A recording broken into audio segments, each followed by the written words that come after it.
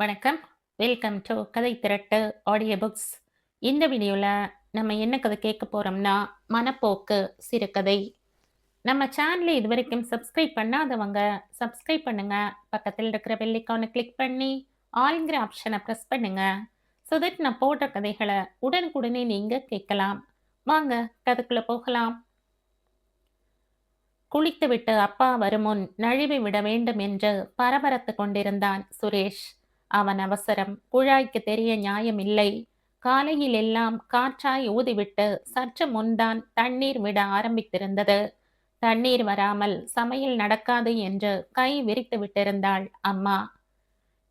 ஏண்டா, இன்னைக்காவது எம்ப்ளாய்மெண்ட் எக்ஸ்சேஞ்சில் போய் விசாரிக்க போறியா இல்லையா? பாஸ் பண்ணி வருஷம் 3 ஆகிறது. ஒரு வேலையை பார்த்துக்க துப்பில்ல. குளித்துவிட்டு அப்பா வந்தே விட்டார். அம்மாவை எரித்து விடுவது போல பார்த்தான் சுரேஷ். அவள் என்ன செய்வாள்? சுவர் கடிகாரம் 9 மணி அடித்தது. வழக்கமான பஸ்ஸை தவற விட வேண்டியதுதான். குமாரை வேறு வர சொல்லியிருந்தான் சுரேஷ். அவன் என்ன நினைத்திருப்பான்? தான் இத்தனை நாள் பீற்றிக் கொண்டதெல்லாம் பொய் என்றுதானே. சாதம் வடித்ததே சாக்காக மோரை ஊற்றி சாப்பிட்டுவிட்டு வீட்டில் இருந்து தப்பித்தால் போதும் என்று கிளம்பினான் சுரேஷ். பஸ் ஸ்டாண்டில் மணி 9:30. பஸ் எப்போதோ போய்விட்டிருந்தது. தண்ணியை முன் ஜாக்கிரதையாக பிடித்து வைத்துக் கொள்ள தோன்றாத அம்மாவை, தன் பொறுப்பை சரியாக நிறைவேற்றாத கார்ப்பரேஷனை, காலையில் சோதனையாக சதி செய்துவிட்ட குழாயை என்று எதையெல்லாமோ மனதார திட்டி தீர்த்தான். ஆனாலும் அன்றைய தமாஷ் போனது போனதுதானே. அது கல்லூரி நேர பஸ். அதுவும் பெண்கள் கல்லூரிகள் வழியாக செல்வது. விதவித உடைகளில் கவனத்தை சுண்டி இழுப்பது போல குமரிகள் கும்பல் நிறைந்திருக்க, அடியே வாட்ச்மேன், எஸ்மேன் என்றெல்லாம் பேச்சு சப்தங்கள் காதை துளைக்க, பஸ் கொஞ்சம் குலுங்கியதே. சர்ரென்று முனை திரும்பியதே சாக்காக அந்த பெண்கள் மேலெல்லாம் கண்டபடி இடித்து கொண்டு அவர்கள் படும் அவஸ்தையையும் கிக்கி கிக்கி என்ற இழிப்பையும் ரசித்து கொண்டு எத்தனைதான் தமாஷ். போதா குறைக்கு கண்டக்டர் வேறு அவன் ஃப்ரெண்ட். அதனால் அதிகம் கண்டு கொள்ள மாட்டான். குமார் எதிரில் தன் சேஷ்டைகளை காட்டவே அவனை அந்த பஸ்ஸில் வர சொல்லியிருந்தான். இப்போது தான் பின் வாங்கிவிட்டதாக அவன் நினைத்தால், இந்த அப்பாவுக்குத்தான் சரி. இந்த வயதுக்கேற்ற தமாஷ் ஏதாவது புரிகிறதா? சதா வேலைக்கு போடா வேலைக்கு போடா என்று நச்சரித்து கொண்டு, அதற்கு பயந்து கொண்டே பாதி அவன் தம்பி தங்கைகளுடன் காலையிலேயே சாப்பிட்டுவிட்டு வீட்டை விட்டு கிளம்பி விடுவது. வேலை தேடுவது வெறும் பாசாங்குதான். ஓரிடத்தில் சேர்ந்து விட்டால் இந்த சுதந்திரம் வருமா என்றெல்லாம் யோசித்து கொண்டு நடந்து கொண்டிருக்கையில் எதேச்சையாக நிமிர்ந்து பார்த்த சுரேஷ் அப்படியே அயர்ந்து போனான்.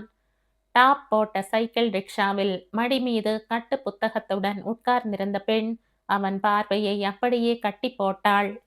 எப்பேற்பட்ட அழகு! அந்த முகத்தில் தான் என்ன வசீகரம்! உள்ளே இருப்பதை ஊடுருவி பார்த்து விடலாம் போல ஒரு தெள்ளிய சருமம். அவளுடைய சில நொடி தரிசனம் சுரேஷை என்னவோ செய்தது. அவனுடைய கண் வழி அப்படியே மனதில் இறங்கி பதிந்தாள் அவள். ரிக்ஷா மெல்லத்தான் போயிற்று என்றாலும் ஓட்டமும் நடையுமாக கொஞ்ச தூரம் கூட பின் தொடர முடியவில்லை அவனால்.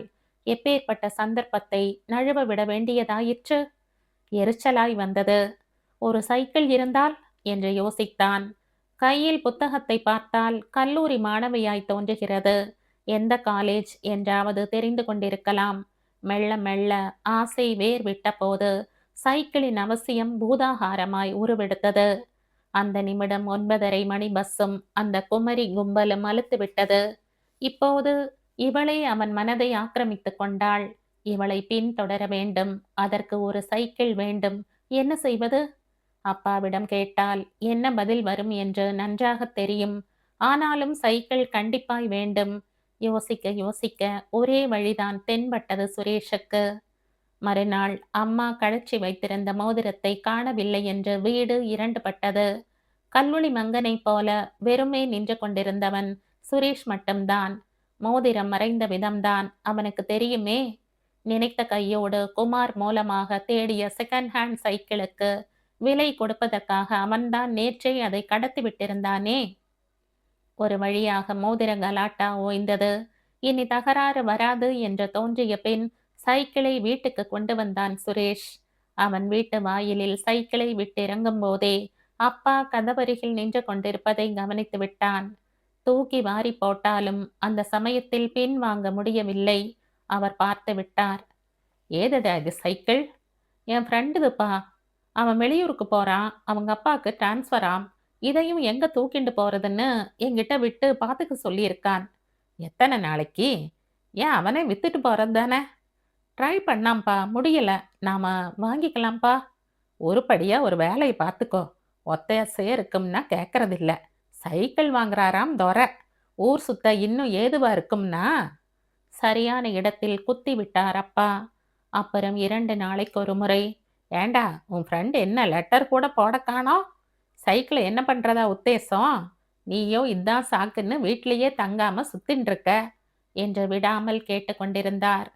கடைசியாக ஒரு நாள், நீயே வச்சுக்கன்னு சொல்லி அனுப்பியிருக்காம்பா என் ஃப்ரெண்டு. ஏதோ ஒரு வேலை போட்டு கொடுத்துடு. மொத்தமா முடியலனாலும் மாசம் 10 20 கொடுத்தா கூட பரவாயில்லைன்னு தகவல் வந்திருக்குப்பா என்று அவன் சொன்னபோது அவன் நம்பிக்கையுடன் பார்த்தார் அப்பா. அது யாரடா அவ்வளவு ஆப்தம்? எனக்கு கூட அப்படி ஒரு சிநேகம் கிடைச்சா எவ்வளவு சௌகரியம். சைக்கிள் வந்த அன்றில் இருந்து தினமும் டான் என்று 9 மணிக்கு அவளை சந்தித்த தெருவின் ஆரம்பத்தில் அவள் ரிக்ஷாவுக்காக காத்திருக்கையில் இந்த போய் பித்தலாட்டம், அம்மாவின் மோதிர இழப்பு எதுவுமே அவனுக்கு பெரிதாக தோன்றவில்லை. ரிக்ஷா அவனை தாண்டி ஒரு 10 அடி போக விட்டுவிட்டு அவள் அறியாமல் அந்த நீண்ட தெருவின் கோடி வரை, சில சமயம் அவள் கல்லூரி வரை கூட அவன் பின்தொடருவான். சொல்லி வைத்தாற் போல, சொல்லி வைத்து செதுக்கினாற் போன்ற கண்ணும் மூக்கும் முகவாய்க்கட்டையும் எப்படித்தான் அவளுக்கு அமைந்தன?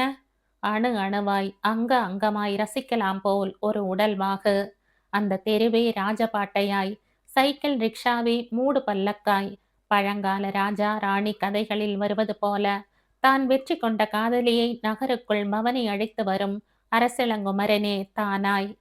ஆஹா, கற்பனைகள் எப்படித்தான் கொடிகட்டி பறந்தன! கல்லூரிகளில் பரீட்சை சமயம், சீக்கிரமே விடுமுறை ஆரம்பமாகிவிடும். இனி அவளை பார்ப்பது எப்படி என்று அவன் வருத்தத்தில் ஆழ்ந்திருந்தான். துணிந்து போய் பேசி விடலாமா என்று கூட ஒரு சபலம். ஒரு நாள் வழக்கம் போல் ரிக்ஷா அவனை தாண்டியதும் சைக்கிளில் அவன் ஏறப்போன போது ரிக்ஷா திடீரென்று பிரேக் போட்டு நின்றது. வண்டியோட்டி அவனை நோக்கி ஓடி வந்தான். சுரேஷ் தயங்குகையில், இனிமே இப்படி தினமும் பின்னாடி வரக்கூடாதுன்னு பாப்பா சொல்லுச்சுங்க என்று சொல்லிவிட்டு போய்விட்டான். பொட்டில் அடிபட்டாற் போல இருந்தது சுரேஷுக்கு.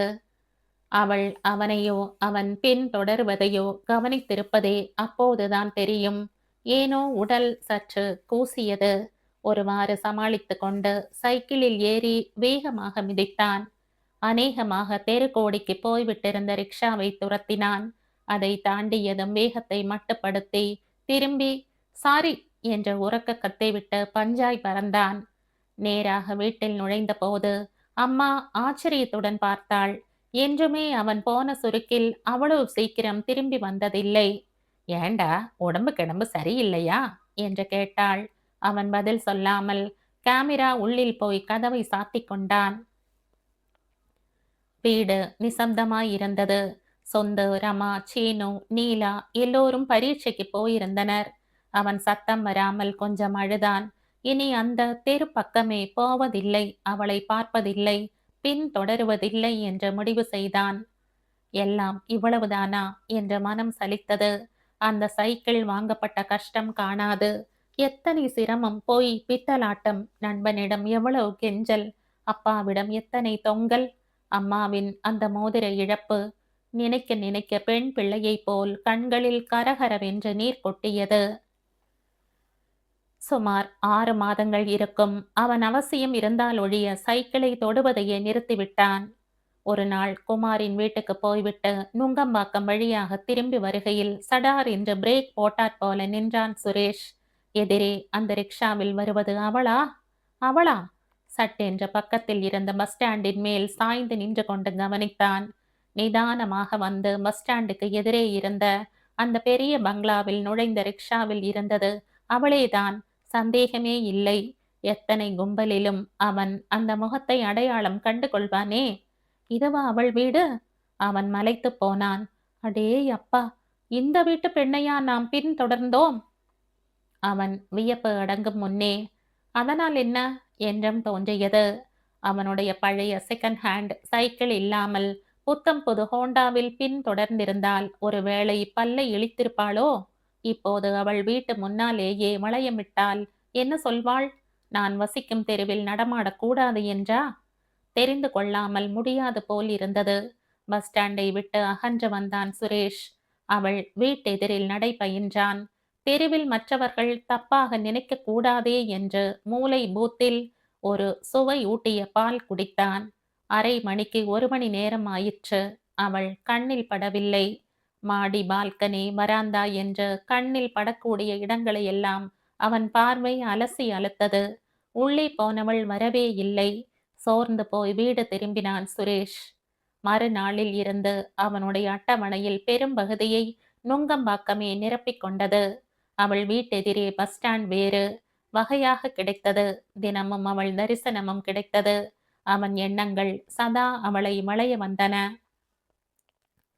அவள் நடக்கி ஓர் அர்த்தம், நின்றால் அதற்கு ஓர் உவமை, எங்கோ யாரையோ பார்த்து சிரித்தால் அதற்கு ஒரு கற்பனை என்று தன்னை சுற்றி வேறு ஓர் உலகையே சிருஷ்டித்துக் கொண்டு சுரேஷ் வளைய வருகையில்தான் இடி போல அந்த செய்தி அவனுள் இறங்கியது. பழக்கமான அந்த வீட்டில் அன்று ஒரு தனி மாறுதல் தெரிந்தது. அந்த பங்களாவின் தோட்டம் முழுவதும் ஆட்கள் சுறுசுறுப்பாய் வேலை செய்து கொண்டிருந்தனர். அவர்கள் ஆங்காங்கே பள்ளம் தோண்டி சவுக்கு கால்களை நட்டு கொண்டிருந்தனர். வந்து இறங்கி இருந்த ஓலை கீற்று கட்டுகளை பார்த்தால் ஏதோ ஒரு பெரிய பந்தலுக்கான ஆயத்தமாய் தோன்றியது. அவனுக்கு மனதுக்குள் அரிப்பு எடுத்தது. பெயர் கூட தெரியாத அவளுக்கு இல்லாவிட்டால் பந்தல் போட்டு கொண்டாடும்படி வேறென்ன விசேஷம் இருக்க முடியும்? சட்டென்று இதயம் ஒரு துடிப்பை இழந்து பின் இயங்க ஆரம்பித்தது. உடனடியாக தெரிந்து கொள்ளாவிட்டால் தலை வெடித்து விடும் போல இருந்தது. சைக்கிளை நிறுத்தி பூட்டிவிட்டு அந்த கேட்டினுள் நுழைந்தான் சுரேஷ். வேலை செய்து கொண்டிருந்த ஆட்கள் யாரும் கண்டுகொள்ளவில்லை. எதுவும் யோசியாமல் நீள அந்த தோட்டத்தை கடந்து வாயில் அழைப்பு மணியை அழுத்தினான். உள்ளே மணி ஒலிக்கையில் திடீரென்று அவனுக்கு தன் செய்கை சிறுபிள்ளைத்தனமாய்ப்பட்டது. முன்பின் தெரியாத சம்பந்தம் எதுவும் இல்லாத வீட்டில் மணி அடித்து என்னவென்று கேட்பது? உங்கள் வீட்டு பெண்ணுக்கு கல்யாணமாவென்றா? அவன் அவளையும் அந்த வீட்டையும் கவனித்து வருவதாலேயே மட்டும் ஓர் உரிமை வந்து விடுமோ? ஒருவேளை அவளே அவளே கதவை திறந்தால்? அவன் யோசித்து முடிப்பதற்குள் கதவு திறந்தே விட்டது. வட்ட முகத்தோடு கிட்டத்தட்ட அதே ஜாடையாய் இரட்டை நாடி சரீரமாய் ஒரு நடுத்தர வயது அம்மாள் சுரேஷை ஏற இறங்க பார்த்தாள். வாய்க்கு வந்ததை சொன்னான் சுரேஷ். உங்க வீட்ல பெரிய விசேஷம், நாங்க பூவுக்கு ஆர்டர் கொடுத்துட்டீங்களா? மாலை சரம்னு எதுவும் எங்க கடையிலேயே சப்ளை பண்ணுவோம். அடுத்த வெள்ளிக்கிழமை கல்யாணத்துக்கு ஏற்கனவே எல்லாம் ஆர்டர் கொடுத்தாச்சேப்பா. அவசர அவசரமாக வந்த பதிலோடு கதவும் சாத்தப்படுகிறது. ஒரு கணம் சாத்திய கதவையே வெறித்து கொண்டு நின்றான் சுரேஷ். அவன் தெரிந்து கொள்ள வேண்டிய தகவல் என்னவோ தெரிந்துவிட்டது. வயது பெண், அதுவும் மயில் போன்ற உயிலோடு அவள் இருக்கும் வீட்டில் வேறு யாருக்கு கல்யாணம் நடக்கக்கூடும்? இடிந்து போனான் சுரேஷ். இன்னும் 4 நாட்களில் கல்யாணம். ஒரு சோகத்தோடு நிதானமாய் வந்து சைக்கிளில் ஏறி பெடலை அழுத்தினான். கேமரா உள்ளில் கதவை தாளிட்டு கொண்ட போது போன முறை போல் அழுகை வரவில்லை. என்னவோ எல்லாமே முடிந்து விட்டது போல ஒரு வெறுமை உணர்வு சுரேஷை ஆட்கொண்டது. அவன் என்றாவது அவளை மணக்க வாய்ப்பு வரும் என்று எண்ணியிருந்தானா? இல்லை. ஆனாலும் ஏனோ அவள் கல்யாணம் அவன் வரையில் ஒரு இழப்பாகவே தோன்றியது. அவளை எப்படி எப்படியெல்லாம் கற்பனை செய்து பார்த்திருந்தான். இனி அவள் வேறொருவனுக்கு சொந்தமான பின்னும் அப்படி நினைத்து ஜோடித்து பார்ப்பது நியாயமா? கல்யாணம் என்று பேசியதாலேயே அவள் வேறொருவனுக்கு சொந்தமாகி விடுவாளா? உண்மையில் கழுத்தில் தாலி ஏறும் வரை அவன் ஏன் அவளை பற்றி நினைக்க கூடாது? சொல்லப்போனால் அவனுக்குத்தான் உரிமை அதிகம். எத்தனை காலமாக நெஞ்சால் உறவாடி வந்திருக்கிறான். தாலி கட்டப் போகிறவன் போன வாரமோ போன மாதமோதான் அவளை முதன்முறையாக சந்தித்திருப்பான். அந்த ரீதியில் பார்த்தால் சுரேஷ் அவளுடன் சொந்தம் கொண்டாடலாம். கற்பனையில் அவளுடன் வாழலாம். மனசுக்கு என்ன தடை? காலம், நேரம், தூரம் எதுவுமே தடை இல்லை.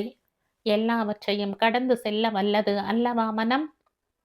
அவனே அவளுக்கு கணவன் என்றாகிவிட்டால், கோடியில் ஒரு வாய்ப்பு என்றுதான் வைத்துக் கொள்வது. யோசித்தான் சுரேஷ். அவன் அப்படியே அவளை விட்டு அகலாமல் எங்கே போயிருப்பது? அந்த பங்களாவிலா? ம்ஹும். அவன் போய் அங்கே இருக்க மாட்டான். மாமனார் வீட்டோடு போய்விட்டான் என்று சொல்வார்கள். அவனுக்கு சரிப்படாது. மேலும் மரியாதையும் கிடைக்காது. அப்படியானால் அவள் எங்கே வருவாளா? அடே அப்பா! அவ்வளவு பெரிய பங்களாவை விட்டா ஏன் வரவேண்டும்? இங்கே ஒரு சௌகரியமும் கிடையாதே.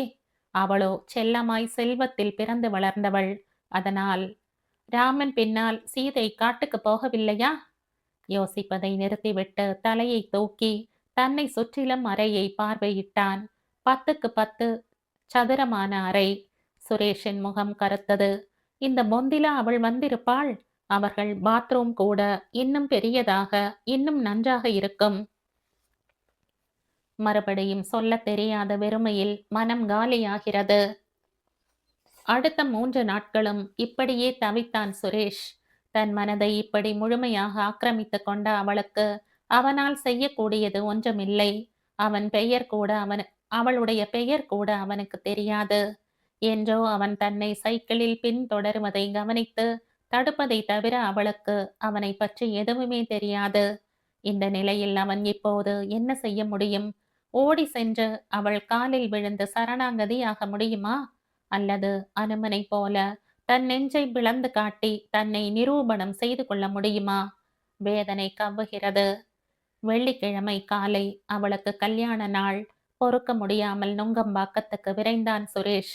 அவளை பார்த்து விட வேண்டும். அவளை அடையப் போகும் அதிர்ஷ்டசாலி யார் என்று தெரிந்து கொண்டு விட வேண்டும். அவன் போன போது நாதஸ்வரக்காரர் பேய்த்து வாங்கிக் கொண்டிருந்தார். உள்ளே பந்தல் நிறைந்திருந்தது. மாப்பிள்ளையை பார்க்க முடியவில்லை. கல்யாண மேடை உள்ளே எங்கோ இருக்கிறது போலும். காசி யாத்திரைக்கு மாப்பிள்ளை வெளியே வரலாம். உள்ளிருந்து ஏதோ சலசலப்பு அவன் கவனத்தை கவர்ந்தது. நாதஸ்வரம் நின்று விட்டிருந்தது. அப்போதுதான் தெரிந்தது, ஏதோ கூச்சல் கூட கேட்டது. என்ன ஆகியிருக்குமோ? ஆவலை அடக்க முடியாமல் உள்ளே எட்டி பார்க்க முயன்றான். எல்லோர் கவனமும் பந்தலுக்குள்ளேயே இருந்தது. கசமுச கசமுசவென்று ஒருவருக்கொருவர் சொல்ல ஏதோ செய்தி காட்டு தீ போல பரவியது. திடீரென்று உயர்ந்த புருவங்களும் திறந்த வாய்களும் திகைப்படைந்த முகங்களும் அவனுக்கு ஏதோ கலவரத்தின் அறிகுறியாக தோன்றின. என்னவாக இருக்கும்? யாரையும் நெருங்கி விசாரிக்க தயக்கமாயிருந்தது சுரேஷுக்கு. செய்வதறியாமல் நின்றிருந்த போது, இந்த பெரிய இடத்து விவகாரங்களே இப்படித்தாம்பா. பஞ்சகச்ச வேஷ்டியோடொருவர் கூட வந்தவருடன் சொல்லிக் கொண்டே வந்தார். ஸ் மெல்ல. மற்றொருவர், அங்க விஷயம் அம்பலமேறி ஆடுறது. கட்டுக்கட்டா லெட்டரை கொண்டு வந்து விசிறி காட்டுறான் அவன். அந்த பெண்ணும் நான் தான் வர சொன்னேன்னு தைரியமா சொல்றது. நீங்க என்னடான்னா? அதற்கு மேல் சுரேஷால் சும்மா இருக்க முடியவில்லை. அவர்களிடம் ஓடினான். என்னங்க விஷயம்? அவன் குரலில் இருந்த படபடப்பு அவர்களை திரும்பி பார்க்க வைத்தது. அப்படி கொஞ்சம் உள்ள போய் எட்டி பாரேன். டிராமா கெட்டது போ. அப்படி களை கட்டி இருக்கு. புதுசா ஹீரோ வந்து இப்பதான் குதிச்சிருக்காரு. யாருங்க? யாரோ தூரத்து உறவாம். பழக்கம் கூட ரொம்ப தூரத்துக்குன்னு காண்றது. சுரேஷின் வாய் திறந்து கொண்டது. அவளுக்கா? அவளுக்கா? அவனால் நம்ப முடியவில்லை. வெளியே வாசலில் போவதானால் யாரையும் நிமிர்ந்து கூட பார்க்காமல் செல்பவளாயிற்றே. அவன் சைக்கிளில் பின் சென்றதையே பொறுக்காதவளாயிற்றே. தூ, என்ன விரசம்டி. வயசு பெண்ணுக்கு விவஸ்தையே இல்லாம போயிடுத்து. அவமானத்துல சுருங்காமல் தலை நிமிர்ந்து நிக்கறாளேடி. 4-5 பெண்மணிகள் பேசிக்கொண்டனர். இந்த மாதிரி விவகாரத்தை இப்படி டிராமா போல வெளிப்படுத்தி இருக்க வேணாம். சந்தி சிரிக்கிற மாதிரி ஆயிடுத்தே. அப்பா அம்மா அவ இஷ்டத்தை கேட்காம இப்படி ஒரு அவசர கல்யாணம் ஏற்பாடு பண்ணா அவளுக்கு இந்த வழிதான் தெரிஞ்சது போல இருக்கு. கார்த்தால ரயில்ல தொப்புன்னு வந்து குதிச்சு லெட்டரையும் போட்டோவையும் எடுத்து காட்டுறானே. சினிமா மாதிரினா? சீ, இதையெல்லாம் விடுங்கடி. அந்த அப்பாவி மாப்பிள்ளைய நினைச்சா எனக்கு பரிதாபமா இருக்கு. இவ அழகையும் அந்தஸ்தையும் பார்த்து எத்தனை மனக்கோட்டையோட இங்க கல்யாணத்துக்கு வந்தானோ. இந்த கன்றாவியெல்லாம் பார்த்துட்டு அவன் அவமானத்துல குறுகி போயிட்டான். ஆமா, அவன் மூஞ்சியை பார்க்க சகிக்கல. பின்ன பந்தல்ல அவன் மாப்பிள்ளையா உட்கார்ந்துட்டு இருக்கச்ச, திடுதிப்புன்னு ஒருத்தன் வந்து லெட்டரையெல்லாம் காட்டுறதும், உடனே பெண்ணும் எழுந்து அவன் பக்கம் சேர்ந்துக்கிறதும், இத விட உன்ன பண்ணிக்க எனக்கு இஷ்டம் இல்லேன்னு அவ சொல்லியிருந்தா, எத்தனையோ நன்னா இருந்திருக்கும். பேசிக் கொண்டிருந்தவர்கள் சட்டென்று திரும்பி பார்க்கவும், கும்பலை கிழித்துக்கொண்டு சினத்தின் உருவமாக சம்மந்தி வீட்டார் வெளியேறுவதும் தெரிந்தது. தலை குனிந்து முகம் சுண்டி உடல் குறுகி அவர்கள் நடுவில் நடந்து சென்ற மாப்பிள்ளை பையனை பார்த்தான் சுரேஷ். மஞ்சள் வேஷ்டியும் கழுத்து மாலையும் இன்னும் அலுங்கவில்லை, நலுங்கவில்லை. நெஞ்சில் இரக்கம் சுரந்தது சுரேஷுக்கு. இவன் இடத்தில் தான் இருந்திருந்தால் உடல் சிலிர்த்தது. அவளை எப்படியெல்லாம் உயர்வாக கற்பனை செய்து மனதில் உறவாடியிருந்தான். அவளிடத்தில் இப்படியொரு மூக்குடைப்பை அவன் தாங்கி இருக்க மாட்டான். எப்பேற்பட்ட கண்டத்தில் இருந்து தப்பித்தான். பாக்கெட்டில் இருந்து துண்டை எடுத்து முகத்தையும் கழுத்துப்படியையும் துடைத்து கொண்டான் சுரேஷ். மூச்சை நன்றாக இழுத்து வெளியே விட்டான். மூச்சோடு அவளையும் மனதில் இருந்து இழுத்து வெளியே விட்டு விட்டாற் போல நினைப்பு. திடீரென்று அவனுக்குள் தெளிவு பிறந்தது. அந்த பந்தலையும் பங்களாவையும் திரும்பி பார்த்து தோள்களை குலுக்கி விட்டு கொண்டான். தெருவில் இறங்கினான். மேலே மெல்ல மெல்ல மிதந்து வந்த மேகங்களை பார்த்தவாறு நிதானமாக வீட்டை நோக்கி நடக்கையில் அவன் வாய் பாட்டொன்றை சீழ்க்கை அடிக்கலாயிற்று.